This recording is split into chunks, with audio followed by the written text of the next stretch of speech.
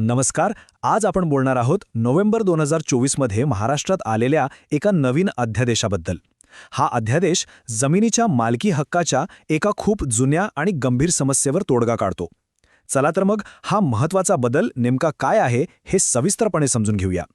हाच तो प्रश्न आहे ज्याने अनेक वर्षांपासून हजारो जमीन मालकांना आणि शहरांच्या नियोजकांना अक्षरशः हैराण करून सोडलंय. यामागे एक मोठं कायदेशीर कारण आहे आणि चांगली गोष्ट ही आहे की हा नवीन अध्यादेश नेमका याच समस्येवर एक निर्णायक उपाय घेऊन आला आहे. चला आपण या समस्येच्या अगदी मुळाशी जाऊया. जरा विचार करा की एखाद्या व्यक्तीकडे शहराच्या मोक्याच्या ठिकाणी जमीन आहे, पण ती व्यक्ती ना त्यावर काही बांधकाम करू शकते, ना तिची अधिकृतपणे नोंदणी करू शकते आणि विकायला गेलं तर कायदेशीर अडचणी येतात. हीच आहे त्या हजारो अडकलेल्या जमिनींची कहाणी. तर जमीन मालकांची अवस्था नेमकी कशी होते ते बघा.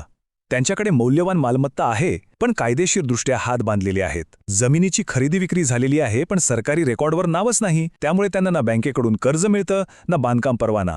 थोडक्यात सांगायचं तर जमीन असून अडचण आणि नसून खोळंबा अशी त्यांची विचित्र स्थिती झालीये. मग प्रश्न पडतो की ही सगळी गडबड सुरू कुठून झाली. याचं उत्तर दडलंय 1947 सालच्या एका कायद्यात, ज्याला आपण तुकडेबंदी कायदा म्हणून ओळखतो. आता गंमत म्हणजे या कायद्याचा मूळ उद्देश खरं तर खूप चांगला होता.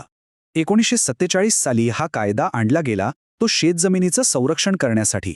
शेतीचे लहान लहान तुकडे होऊ नयेत आणि शेती किफायतशीर राहावी, हा त्यामागचा हेतू होता.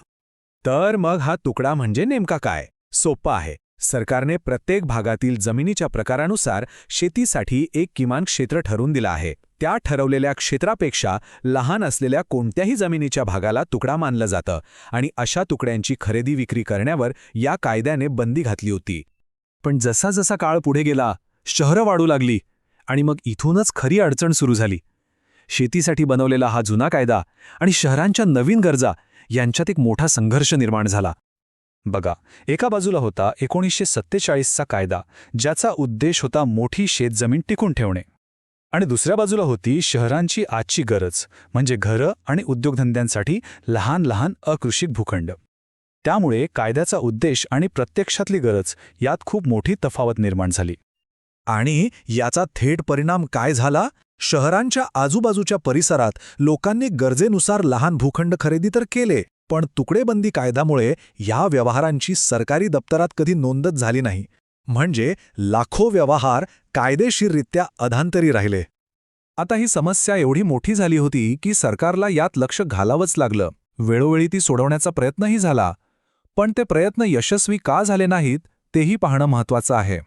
2017 सरकारने एक योजना आणली. त्यात जमिनीच्या बाजारभावाच्या 25% दंड भरून असे भूखंड नियमित करण्याची सोय होती, पण प्रतिसाद खूपच कमी मिळाला. मग 2024च्या सुरुवातीला हा दंड 5% कमी केला, पण तरीही फारसे लोक पुढे आले नाहीत. पण खरी अडचण काय होती माहितीये? दंड कमी करूनही बहुतेक लोकांनी अर्ज केले नाहीत. कारण अनेकांसाठी 5% रक्कमही खूप मोठी होती. शिवाय ही सगळी प्रक्रिया त्यांना खूप गुंतागुंतीची वाटत होती. त्यामुळे मूळ समस्या तशीच्या तशीच राहिली. आणि मग या सगळ्या पार्श्वभूमीवर येतो नोव्हेंबर 2024चा अध्यादेश, जो या अनेक दशकांच्या समस्येवर एक अतिशय स्पष्ट आणि निर्णायक तोडगा घेऊन आला आहे.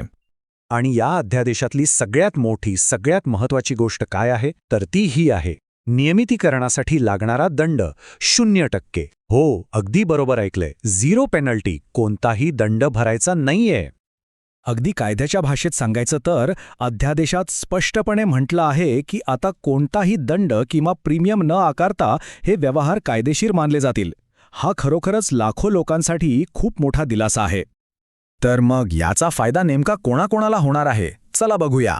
15 नोव्हेंबर 1965 ते 15 ऑक्टोबर 2024 या मोठ्या कालावधीत महानगरपालिका, नगरपरिषदा आणि विविध विकास प्राधिकरणांच्या अंतर्गत येणाऱ्या अकृषिक झोनमधील सर्व तुकड्यांचे व्यवहार आता कायदेशीर मानले जाणार आहेत. बरं, मग ह्या सगळ्याचा नक्की फायदा काय होणार? जमीन मालकांना आणि शहरांना काय मिळेल यातून? हे समजून घेऊया. यामुळे जमीन मालकांचा मार्ग कसा सोपा होतो ते बघा. पहिलं म्हणजे त्यांचा व्यवहार कायदेशीर ठरेल. दुसरं, 7/12 आणि इतर सरकारी रेकॉर्डवर त्यांचं नाव लागेल. तिसरं, त्यांना जमिनीचा स्पष्ट आणि निर्विवाद मालकी हक्क मिळेल. आणि सगळ्यात महत्त्वाचं चौथं म्हणजे ते आता आपल्या जमिनीचा विकास करू शकतील किंवा त्यावर कर्ज घेऊ शकतील. म्हणजे त्यांच्या जमिनीचं खरं मूल्य आता अनलॉक होईल. म्हणजे फायदा फक्त एका व्यक्तीपुरता नाहीये. याचा परिणाम खूप मोठा आहे. शहरांमध्ये आता या जमिनींवर नियोजनबद्ध विकास होऊ शकतो आणि या हजारो मालमत्ता औपचारिक अर्थव्यवस्थेत आल्यामुळे सरकारच्या महसुलातही वाढ होईल. तर या अध्यादेशानं एक खूप जुनी आणि गुंतागुंतीची समस्या तर सोडवली आहे. पण आता खरा प्रश्न पुढे उभा आहे, यातून ज्या हजारो जमिनी मोकळ्या होतील त्यांचा विकास खरोखरच सुनियोजित पद्धतीने होईल का? हा निर्णय शहरांच्या भविष्याला योग्य दिशा देऊ शकेल का? यावर विचार करायला नक्कीच हवा.